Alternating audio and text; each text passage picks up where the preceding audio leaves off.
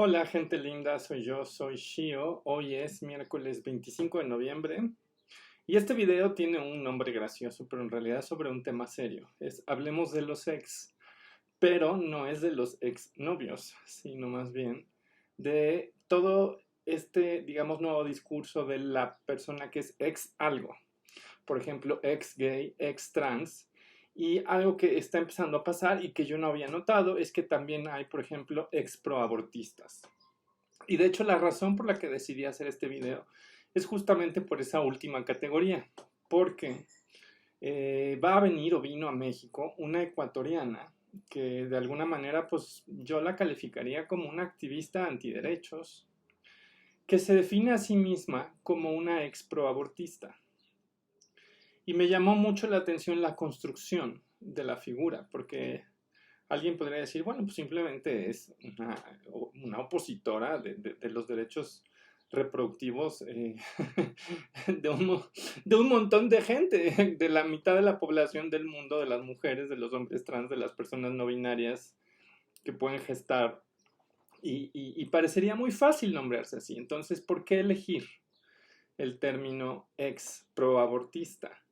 Y algo que creo que tendríamos que empezar a pensar es por qué están proliferando este tipo de narrativas con este tipo de portavoces. Y hay algo que tienen en común, si bien no son idénticas las figuras del ex gay y la ex proabortista y la persona que es ex trans, o de transitioner o de transicionadora, algo que tienen en común es que te hablan en una narrativa de primera persona cargada de afectos y que tiene el objetivo, por supuesto, de conmoverte y de hacerte pensar que quizás nos hemos equivocado en la manera en la que hemos orientado una serie de luchas que tienen que ver con la identidad y la autonomía corporal.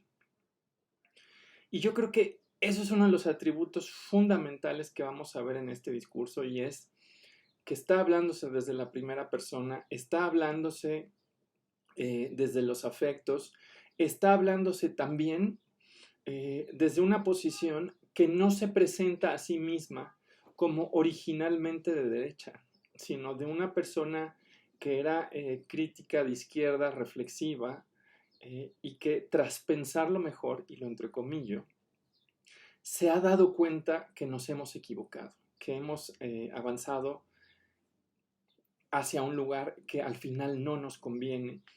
Y de alguna manera esto está encaminado a generar una movilización de afectos que eche para atrás una serie de luchas. Por supuesto, no son idénticas y también me parece importante decir que, por ejemplo, en el caso de las personas que se presentan a sí mismas como ex-gays, muchas de ellas en algunos momentos de hecho conceden que no es tanto que los deseos hayan sido controlados o eliminados, o más bien eliminados no, pero sí controlados. Y ahí tienen un discurso que finalmente es básicamente el de parte de las terapias reparativas, el de gran parte de las iglesias cristianas, y está basado en la dicotomía acción y deseo. Por allí seguro habrán escuchado que el problema no es el pecador, sino el pecado. Y de alguna manera la iglesia ha tenido esta retórica montada en esta dicotomía acción y deseo, diciendo eh, lo que está mal es la acción, tienes que controlar la acción y la acción es el pecado. Y esa estructura de alguna manera es la misma que tienen en estos discursos muchas personas que son ex-gays, lo que dicen hemos controlado, dominado estos deseos, pero entonces es sobre todo una cuestión que tiene que ver con las acciones. Lo que nos dicen es ya no actúo así y de hecho son estas acciones las que constituyen el estilo de vida y es el estilo de vida el que estamos criticando, no hacia el deseo, no hacia la persona. Entonces, básicamente toda la retórica del ex gay es una invitación precisamente a dentro de esta dicotomía acción y deseo, decir, usted no puede quizás eliminar sus deseos, pero puede elegir no seguirlos. Porque cuando usted los sigue, usted encontrará que estas acciones configuran estilos de vida que lo harán miserable. En el caso de la ex proabortista, lo que vemos es una cuestión distinta, porque la presentan o se presentan muchas a sí mismas. Resulta que no nada más estaba esta mujer, que hay por ahí un pequeño movimiento que se está gestando bajo la lógica de que es una decisión irreversible, que además está asociada a una profunda culpa. Y y aquí entonces sí es una configuración un poco distinta, porque no está construida sobre la dicotomía acción-deseo, sino está construida sobre la idea de una decisión irreversible, cuya irreversibilidad puede dar lugar a una culpa y un arrepentimiento que por supuesto es imposible ya de transformar o de cambiar. Y en la figura de la persona que es ex-trans o detransitioner, de alguna manera están confluyendo estas dos retóricas. La retórica de la acción y el deseo, por un lado, en la dicotomía acción-deseo, y por el otro, la de la decisión irreversible. Porque muchas de esas personas te dicen, elegir llevar a cabo una transición es algo que se vuelve una decisión irreversible, es una decisión que no vas a poder cambiar y es una decisión que te va a llevar a una culpa vitalicia. Y de alguna manera muchas de esas personas te dicen, bueno, quizás tienes disforia, o sea, el deseo está allí, pero no actúes sobre ese deseo. Trata de controlarlo, contenerlo, ve a terapia, trata de hacer algo con tu disforia, pero no actúes sobre ella. Entonces, por supuesto, tanto en ex-gays como en ex-trans hay gente que promete que puede modificar esa estructura deseante. Y ahí sí diría yo, pues lo que nos demuestra toda la investigación, y lo hemos dicho en muchos lados, es que son rasgos tenaces que probablemente en el 99.99% de la gente se van a quedar allí toda la vida, y cuando cambian, no cambian a voluntad. Yo, por ejemplo, si me preguntan, Shio, ¿cuál es ahorita tu orientación sexual? Diría, pues no tengo ni la más remota idea, pero no es la misma que hace 22 años. Cuando yo tenía, no sé, 17, les habría dicho, pues me encantan los hombres, ¿no? Em, y por eso les habría dicho, estoy pensando en hombres cis. Y ahora les podría decir, bueno, pues es que en realidad ahora el, el tipo de cuerpos que me interesan han cambiado. Pero por supuesto, no es algo voluntario, no es algo que yo pudiera decir, ah, claro, lo voy a encauzar para allá y para allá vamos. Y tiene mucho que ver con una serie de estructuras de deseo, donde, por ejemplo, hace 22 años no se me habría ocurrido pensar en un chico trans.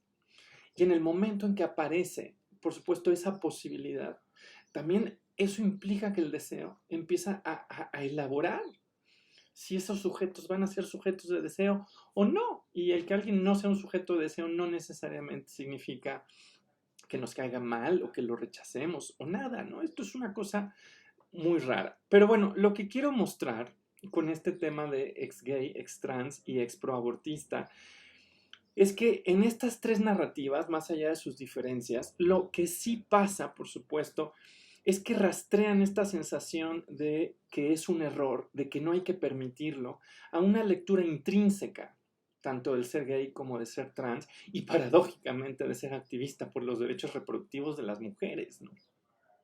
Es decir, no señalan que la gente que, por ejemplo, de transiciona, en muchas ocasiones no lo hace porque haya sido infeliz, sino infeliz con su transición, sino que es infeliz con las agresiones. Y en alguna ocasión un amigo, que de hecho en paz descanse, me decía que tenía una persona que era muy cercana a su vida, que había empezado una transición de género y que había decidido detenerse por el nivel de violencia que estaba recibiendo. No porque no se sintiera feliz con quién estaba haciendo, sino por el nivel de violencia que estaba recibiendo. Y en ese sentido, estamos viendo algo que en la filosofía y en los estudios culturales hemos denunciado desde hace mucho. Y es que los efectos de estructuras sociales que generan marginalidad, exclusión y abyección son ignorados y son leídos como elementos intrínsecos de un cuerpo. Es decir, no es la homofobia estructural, no es la transfobia estructural, sino es el hecho de ser gay, de vivirse, de actuar el deseo o de encarnar una transición de género. Y pasa lo mismo. No señalan el estigma social que persigue a las mujeres que deciden abortar. No señalan, por supuesto, toda la serie de señalamientos y de vergüenzas y de abyecciones a las que son arrojadas las mujeres que deciden abortar, que eso no lo señalan, lo convierten en algo que es intrínseco al acto y no lo problematizan. Y ahora, yo, yo aquí querré decir, si alguien decide de transicionar, yo no me opongo a que lo haga. Lo que me parece terrible es que la gente confunda su experiencia personal con la experiencia de todo el mundo.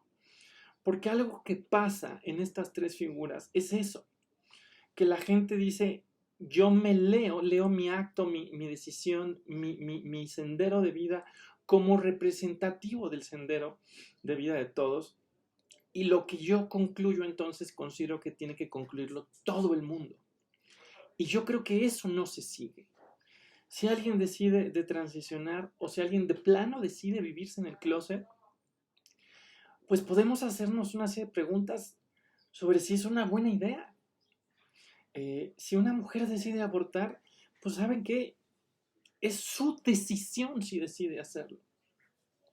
Y quiero un poco hablar del tema de la autonomía, pero nada más para cerrar esto, lo que me parece terrible es este acto imperial de un sujeto que concluye que sus decisiones y también sus arrepentimientos tienen que ser los de los demás y además bajo una lógica que no se atreve a interrogar las razones por las cuales las personas muchas veces deciden no vivirse de una manera. Ahora, ojo, aquí alguien me podría decir, oye, pero se ha dicho con respecto a lo trans que muchas personas, sobre todo hombres trans, transicionan porque están escapando de la misoginia. Y en ese sentido alguien me podría decir, es la transición una especie de fuga, de una especie de lectura intrínseca del cuerpo que está tratando de escapar de un proceso estructural.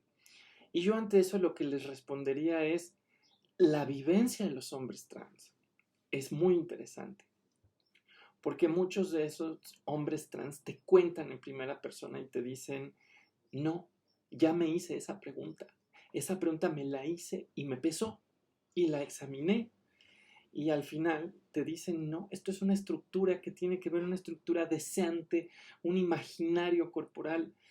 Dice, no estoy tratando, y muchos de estos hombres, por ejemplo, no están tratando de ganar privilegios, no están tratando de escapar de violencias y a veces no lo consiguen.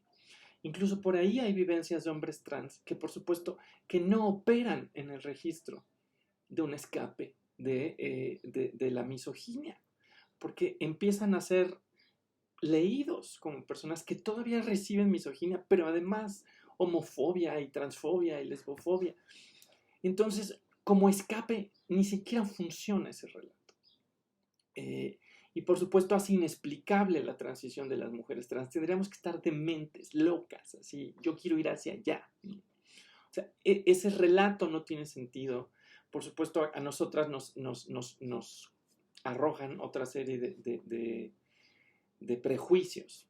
Pero a lo que yo quiero ir es que tanto en la figura del ex gay como la persona que es ex trans, como la que es ex pro abortista, lo que estamos viendo, por supuesto, es este olvido de las dimensiones estructurales que llegan a ser tan pesadas, que hacen que la gente no se atreva a vivirse de alguna manera. Y si alguien me dice, sabes que yo elijo vivirme en el closet toda la vida, pues me parece una decisión muy costosa. Pero mientras no sea una decisión imperial, puedo respetarla. Si alguien me dice, pues soy una persona trans de closet, lo mismo, me parece una decisión muy costosa, pero puedo respetarla. Lo que me parece problemático es cuando la decisión se vuelve imperial. Y en el caso, por supuesto, del aborto se ha dicho muchísimo. Defender los derechos reproductivos, incluido, por supuesto, el derecho al aborto, no lo convierte en una obligación para nadie. Lo convierte en una posibilidad más, en una ampliación de la esfera de la libertad. Y en ese sentido, lo que estas tres retóricas parecen querer es fomentar una visión paternalista y proteccionista del Estado, pero en el mal sentido, porque alguien me podría decir, oye, Shio, pero tú también enfatizas mucho que el Estado tiene que ser un garante de derechos humanos. Y sí, pero aquí hay una diferencia entre alguien que defiende un Estado que es garante de derechos humanos y alguien que defiende una visión paternalista del Estado. Y la diferencia, por supuesto, se juega en el ámbito de la autonomía y de la libertad de la persona. Un Estado que busca ser un Estado garante de derechos humanos es un Estado que pretende ser justo, donde uno de los dos principios fundamentales de la justicia es garantizar el mayor número de derechos a una persona que, por supuesto, fortalezcan su libertad y su autonomía. Y eso no lo hace un Estado paternalista. En ese sentido, una de las cosas que vemos en estos tres relatos es que te dicen cómo usted puede arrepentirse de las decisiones que tome, ya sean las acciones que toma sobre el deseo o las acciones que toma sobre la autonomía de su cuerpo. Ergo, como esa posibilidad existe, abogamos por un Estado que restrinja su libertad y restrinja su autonomía para que usted no vaya a encontrarse, por supuesto, en una situación de arrepentimiento. Y ahí lo que estamos viendo es un Estado paternalista que, por supuesto, viola la autonomía, viola la libertad, pero además sobre una falsa seguridad. Y con eso quiero empezar a concluir este video, porque una de las cosas que es constitutiva de una elección libre y autónoma, por supuesto, es que no te puedes prometer nunca que en el futuro no hubieras tomado otra decisión. Y de hecho por ahí hay en filosofía gente que dice que este es el problema de las promesas, que tú nunca puedes prometerte a ti misma o a ti mismo que no tendrás otra opinión en el futuro, porque eso no lo puedes saber mientras sea una decisión libre y autónoma, porque vas a conocer otras cosas y tener otras experiencias. Ahora, ¿qué pasa? Que tanto en esta figura como en esta, lo que vemos es una defensa radical de una heteronomía. Y con heteronomía me estoy refiriendo a lo contrario de la autonomía. Si la autonomía es una especie de búsqueda, una especie de autogobierno, donde yo construyo en libertad mis decisiones y mi vida, en la heteronomía eso lo hace algo externo, algo ajeno. En la filosofía hemos valorado mucho la autonomía y hemos criticado la heteronomía porque consideramos que es deshumanizante, y eso lo llevamos diciendo 25 siglos. Porque hemos criticado, por ejemplo, las estructuras de opresión, incluso la esclavitud misma, porque implican, por supuesto, muchas cosas, pero una de ellas es la heteronomía. Y una de las cosas que pasa aquí es que le dicen a la gente: espera, dejemos que tu decisión no la tomes tú desde tu libertad y la autonomía. Tratemos de fundamentar esto en una serie de criterios objetivos. Tratemos de encontrar si hay una especie de elemento de verdad que permite saber si esto es lo que realmente quieres, te conviene o eres. ¿Es usted realmente gay? ¿Es usted realmente trans? ¿Está en su mejor interés realmente llevar a cabo un aborto? Y lo que termina pasando es, por supuesto, la claudicación de la autonomía, porque entonces la decisión de actuar o de vivir o de decidir queda supeditada a la de una estructura externa, donde esta estructura externa puede ser el Estado y sus regulaciones biopolíticas, pero también la pretensión misma de que éstas descansan en la objetividad de alguna suerte de ciencia que te va a decir realmente quién eres o quién no eres o quién puedes ser o lo que debiste haber hecho. Y lo que quiero señalar ahí, por supuesto, es que así como no se critica que son una serie de procesos estructurales que te llevan a arrepentirte de cómo vives y de lo que haces, tampoco se cuestiona que lo que pasa, por supuesto, como una estructura objetiva, una estructura de cuidado, tiene asimismo sesgos, porque por supuesto lo sabemos. Las leyes, el Estado, las prácticas científicas mismas han encarnado sesgos.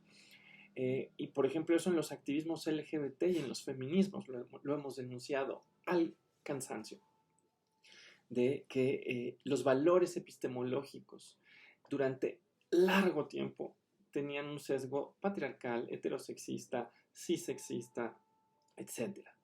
En ese sentido, todos estos discursos de no, espérate, hemos dado demasiada libertad, nos hemos equivocado, la gente se está equivocando, tenemos que proteger sus derechos a costa de su libertad y autonomía.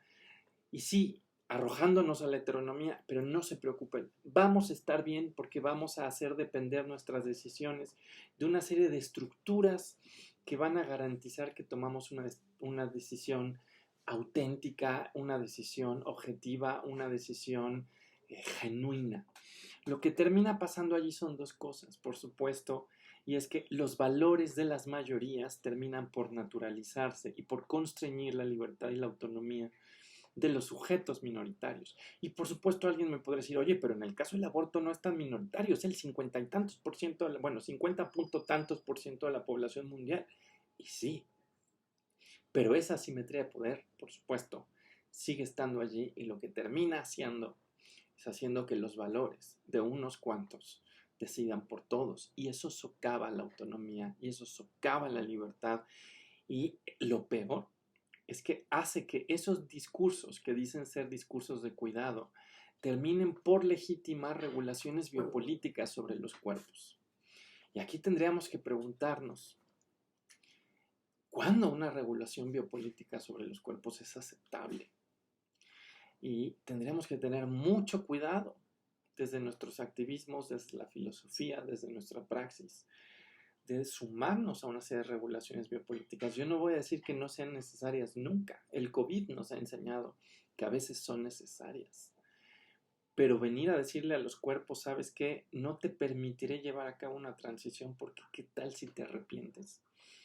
Implica, por supuesto, que no fortalecemos la libertad y autonomía de una persona al, por ejemplo, darle opciones, al darle información, al darle la posibilidad quizás en algún momento cambiar de opinión, que eso es fortalecer la libertad y la autonomía.